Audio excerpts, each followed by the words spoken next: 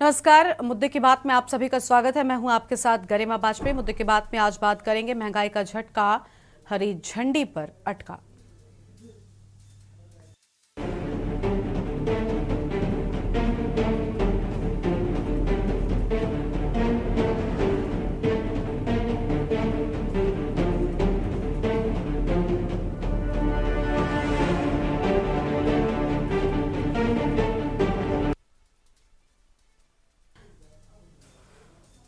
विपक्ष सहित आम आदमी महंगाई को लेकर पहले से ही हाई तौबा कर रहा है। ऐसे में बिजली कंपनियों ने वित्तीय वर्ष 2025 से 26 के लिए 20% तक की बिजली की दरें बढ़ाने का प्रस्ताव विद्युत नियामक आयोग को सौंपा है। इसका आधार बनाते हुए बिजली कंपनियों ने 13,000 करोड़ रुपए के घाटे का हवाला दिया है। इधर उपभोक्ता परिषद सहित अन्य लोग पहले से बिजली की कीमतों को लेकर विरोध जता रहे हैं और साथ ही अन्य राज्यों के उदाहरण देते हुए दरों में कटौती पर जोर दिया जा रहा है। इसलिए आज हम इस मुद्दे पर करेंगे विस्तार से बातचीत कि आखिर यूपी में बिजली दरें बढ़ाने का प्रस्ताव आम विद्युत उपभोक्ताओं पर बढ़ाते हुए नाराजगी का कारण नहीं बनेगा। क्या ये प्रस्ताव न्यायोचित है? क्या कंपनियों का घाटा वाकई उपभोक्ताओं की जिम्मेदारी बनता है या फिर निजीकरण और कुशल प्रबंधन की कमी का खामियाजा भुगतने के लिए लोगों को मजबूर किया जा रहा है? आइए इस रिपोर्ट में देखते हैं।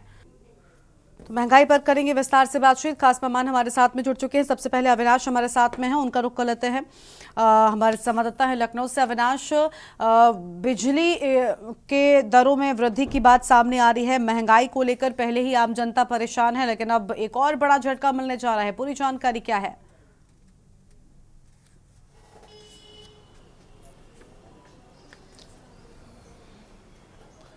जी बिल्कुल, देखिए 2025 और 2026 का वित्तीय वर्ष में कहीं न कहीं जो विद्युत विभाग की तरफ से जो है अपनी रिपोर्ट पेश की गई, उसमें जो है 20% कहीं न कहीं जो है बिजली विभाग में जो है बिलों को लेकर जो है कहे वृद्धि करने की बात कही गई और वहीं साथ-साथ जो है 13,000 करोड़ के कहीं न कहीं घाटे की बात कही गई। उसके बाद से लगातार कहीं न कहीं जिस तरीके से विद्युत कर्मचारी के तमाम जो संगठन के लोग हैं, वो लगातार कहीं न कहीं विरोध प्रदर्शन कर रहे हैं। 6 दिसंबर का उन्होंने आह्वान किया है कि 6 दिसंबर और 22 दिसंबर तक हम लोग विरोध प्रदर्शन करेंगे। साफ तौर पर निजीकरण को लेकर भी जिस तरीके से लंबे समय से आपने देखा होगा कि उत्तर प्रदेश में तमाम ऐसे जो है यार में जो है निजीकरण को लेकर विरोध प्रदर्शन होते रहे हैं।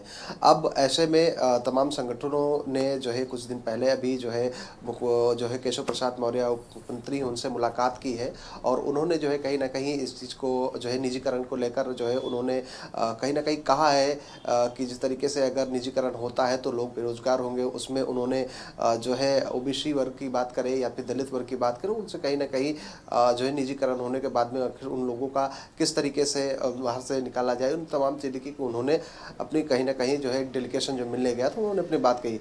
लेकिन उत्तर प्रदेश में जो है निजीकरण का जो मुद्दा है वो कहीं ना कहीं राष्ट्रव्यापी आंदोलन की तरफ कहीं ना कहीं एक तरफ इशारा कर रहा है, क्योंकि जिस तरीके से जो विद्युत विभाग के तमाम संगठन के कर्मचारी उन्होंने आह्वान किया है कि जो है हम राष्ट्रव्यापी आंदोलन कहीं ना कहीं करेंगे।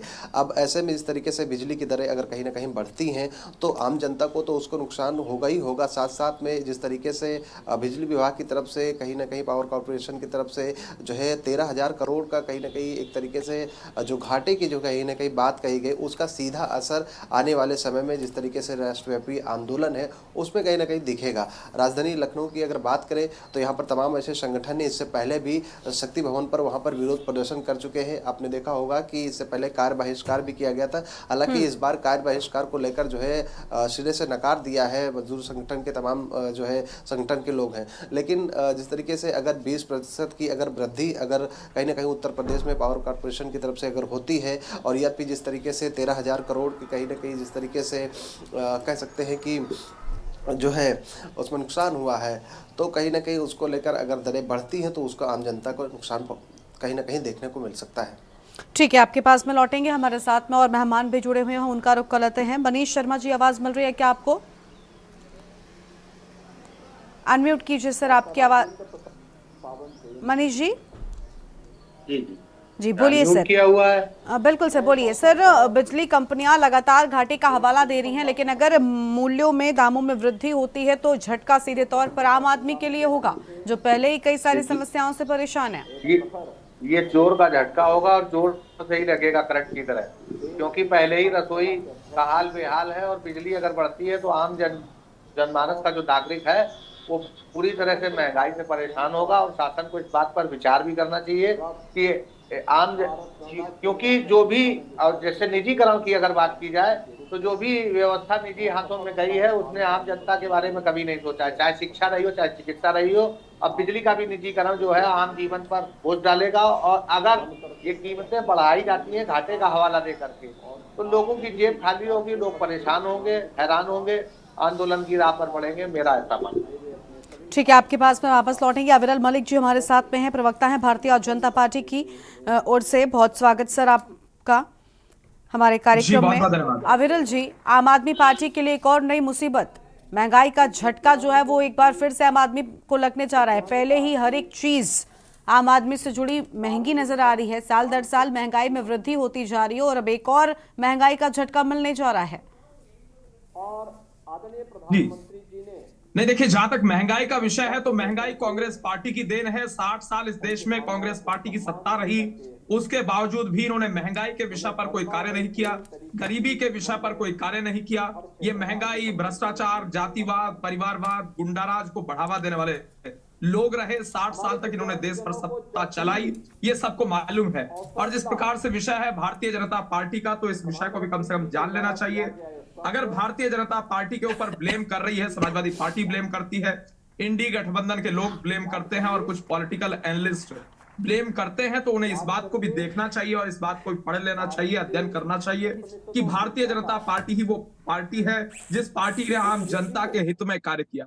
भारतीय जनता पार्टी ही वो राजनीतिक दल है जिस राजनीतिक दल के द्वारा जनधन योजना को प्रारंभ किया गया, स्वच्छता अभियान को प्रारंभ किया गया, उज्ज्वला योजना को प्रारंभ किया गया, नोटबंदी से लेकर जीएसटी तक तमाम सारे कार्य भारतीय जनता पार्टी के द्वारा किए गए। जनता के हित में रहे, गरीब के हित में रहे, और उसके साथ साथ चाहे मुद्रा योजना हो, उज्ज्वला योजना हो, सौभाग्य योजना हो, लेकिन सर वो योजनाएं एक अलग कैटेगरी के लिए होती हैं। वो योजनाएं, जिन योजनाओं की आप बात कर रहे हैं, इन योजनाओं का लाभ क्या सभी व्यक्तियों को मिलता है? लेकिन अगर बिजली दरों में वृद्धि होती है तो मिडिल क्लास आदमी के साथ में क्या ये धोखा नहीं है? क्या मिडिल क्लास के ऊपर और बोझ नहीं है? इन जिन योजनाओं का नाम आप गिना रहे हैं, इन योजनाओं का लाभ मिडिल क्लास को नहीं मिलता।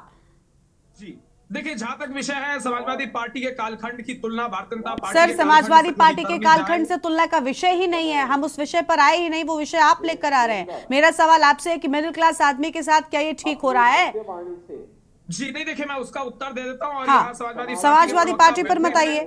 जब आप समाजवादी पार्टी के प्रवक्ता से प्रश्न पूछेंगी तो सीधा सीधा भारतीय जनता पार्टी के सर, अभी समाजवादी पार्टी पर हम गए तक नहीं, अभी तो हमारा सवाल आपसे है और आप सीधा समाजवादी पार्टियों को जोड़कर क्यों जवाब दे रहे हैं? जवाब आपसे बिजली की दरों को लेकर किया जा रहा है, आपसे बढ़ी दरों को लेकर, महंगाई को लेकर हम सवाल कर रहे हैं। समाजवादी पार्टी कहां से आ गई सर? वो सबको दिख रहा है और बिजली जनता तक पहुंच रही है, सही तरीके से पहुंच रही है।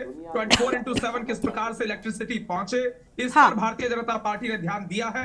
और जहां तक बात है पिछली सरकार, तो सर फिर ये महंगी दरें आखिर क्यों एक बार फिर से सामने आने वाली है? आम आदमी पार्टी के लिए तो ये बोझ ही है ना। चलिए, आपके पास में वापस लौटेंगे। हमारे साथ में प्रवक्ता समाजवादी पार्टी के जुड़ चुके हैं अनिल झा साहब। बहुत स्वागत सर आपका भी। अनिल जी, लगातार महंगाई बढ़ती जा रही है, एक तरफ योजनाएं गिनाई अविरल जी ने सरकार की, लेकिन क्या ये योजनाएं मिडिल क्लास के लिए है? ये तो लोअर मिडिल क्लास लोगों को फायदा पहुंचाती है ना, मिडिल क्लास के लिए क्या है सर?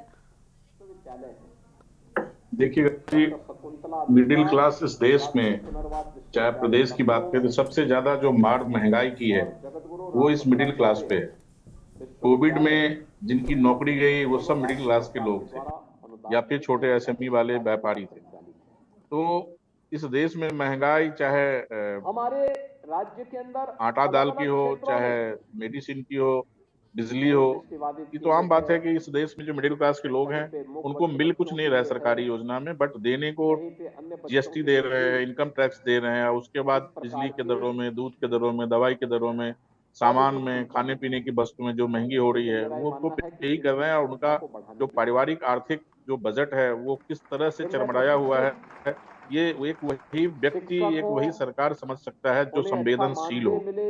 अभी आपने महंगाई के बारे में पूछा और कितनी बातें हो गई, हिंदू मुस्लिम तक चले गए और पूरा बिल्कुल बखान कर दिया सब जगह है। सच्चाई ये है गरिमा जी की प्रदेश की सरकार और देश की सरकार को इस देश में महंगाई नहीं लगती, बेरोजगारी नहीं दिखती, उसके बाद जो भ्रष्टाचार है, जो जीरो टॉलरेंस की बात करने वाले लोग भ्रष्टाचार किए जा रहे हैं, उस पर कोई कार्रवाई नहीं होती, उस पर कोई जांच नहीं बैठता। दूसरे दल में जो लोग 10 साल 15 साल से सरकार इनकी है, कई कई प्रदेशों में 25 सालों से सरकार इनकी है, लेकिन वहां अगर कोई विपक्ष का नेता इसी मामले में भ्रष्टाचारी, यही साहब पहले लगाते हैं आरोप, उसके बाद उसको अपने दल में ले लेते हैं, तो उसका आरोप से जो है वो धुल जाता है। तो कुल मिला के मैं इतना करूंगा कि इस बिजली की दर की महंगाई से प्रदेश की जनता पे, जहां हर तरह के किस्म के व्यापारी वर्ग से लेके आम आदमी तक पे असर पड़ेगा, उतना उससे ज्यादा जो लोग निजीकरण के खिलाफ जो वहां पे लोग जुड़े हुए हैं नौकरी के माध्यम से, उन्होंने कुछ नयापन किया, उनके ऊपर क्या फर्क पड़ेगा। ठीक है सर, आपके पास में लौटेंगे। हमारे साथ में हिमांशु पाल जी हैं, महामंत्री हैं, व्यापारी वर्ग की ओर से इनको जोड़ लेते हैं। बहुत स्वागत सर आपका भी। सर, व्यापारियों पर इन बढ़ी दरों से कितना फर्क पड़ने वाला है, क्योंकि कंपनियों ने विद्युत मूल्य वृद्धि का प्रस्ताव भेज दिया है अब सर? नमस्कार मैम जी। बहुत बड़ा फर्क पड़ेगा व्यापारियों पर, क्योंकि अभी जो पैसे दिए जा रहे हैं बिजली के बिल के, वो व्यापारियों से ही ज्यादातर दिए जा रहे हैं। वसूली अगर होती है पूरे देश के अंदर या पूरे प्रदेश के अंदर, तो व्यापारियों से ज्यादातर होती है, आम मानस से भी होती है, लेकिन सबसे प्रमुख रूप से व्यापारी अग्रणी रहता है और वही ज्यादा से ज्यादा टैक्स देता है, चाहे बिजली का टैक्स हो, चाहे किसी भी चीज की बात हो। हमेशा व्यापारी एक नंबर पे आता है देने में गवर्नमेंट को, और बिजली की बात में भी व्यापारी नंबर 1 पर है। बाकी चोरी आज भी नहीं रुकी है, चोरी आज भी हो रही है।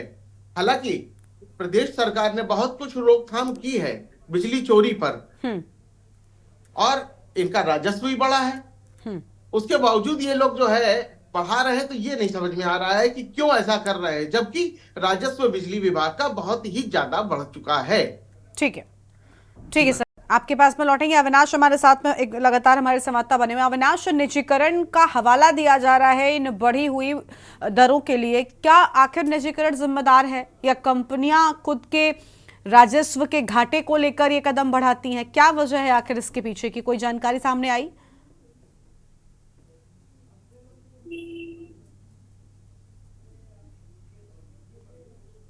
अविनाश, आवाज मिल रही है क्या आपको?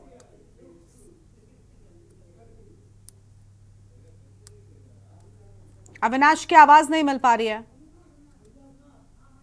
बोलिए अविनाश। जी जी बिल्कुल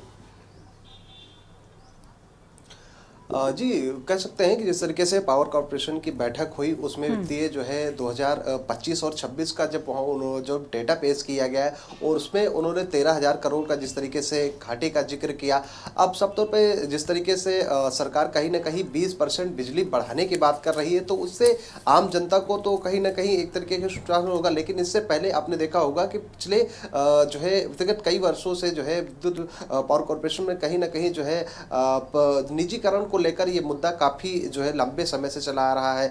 अब उसको लेकर अगर निजीकरण अगर होता है, तो उसमें जो तमाम जो संगठन के लोग हैं, जिस तरीके से राष्ट्रव्यापी आंदोलन की बात कहीं ना कहीं कही जा रही है, तो उससे निजीकरण साफ तौर पर ये मुद्दा आज का नहीं है, ये मुद्दा काफ़ी पुराना है। क्योंकि जो है लगातार जो है विद्युत के तमाम जो संगठन के लोग हैं वो लगातार इस चीज़ का विरोध करते रहे। लेकिन अब इसमें जो है कहीं ना कहीं जो वृद्धि कहीं ना कहीं उसमें करी जाएगी 20%, अगर वो करी जाती है तो कहीं ना कहीं जनता को उसको परेशानी होगी, और अगर जो है निजीकरण होता है तो तमाम जो कर्मचारी हैं वो कहीं ना कहीं बेघर हो जाएंगे। इन सब चीज़ों को लेकर जो है कहीं ना कहीं ये विरोध प्रदर्शन आने वाले समय में उत्तर प्रदेश की राजनीति में एक नया मुद्दा कहीं ना कहीं बनते हुए दिख रहा है।